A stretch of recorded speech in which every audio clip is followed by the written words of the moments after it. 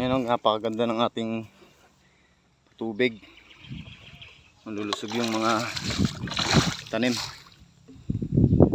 Yan ang mga talbos ng kamote. Dito natin lagay sa may tabing agusan. Yan ang agos. Saka yung mga talong. Ayan, malalaki na. Ito yung ating mga kalabasa.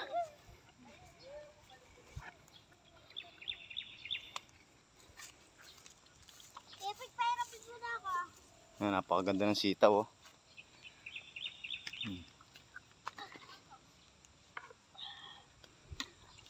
Ito magandang pandilig. Ayan.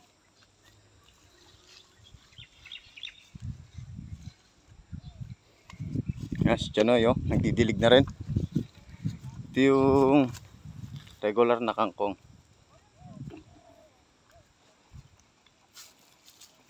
Maalawan dito sa tubig kasi may agos dito sa may ilog. Papasok kami ng tubig. Ayan yung ating mga upo. Magaganda na. Ayan.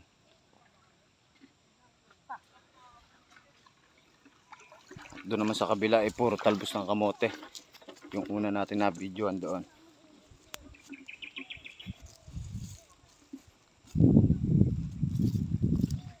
Yan, tinutulusan natin para dito siya gagapang sa may kahoy na to.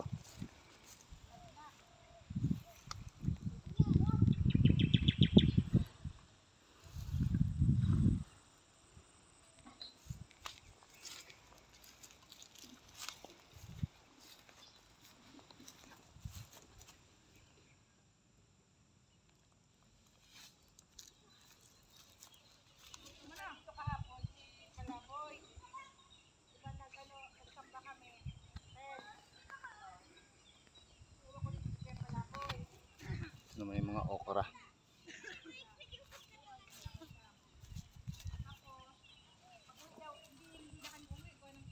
Yan ang talbos ng kamote. Basta sa ganas tubig, maganda halaman. Yan, oh. Maaga tayo nagdilig.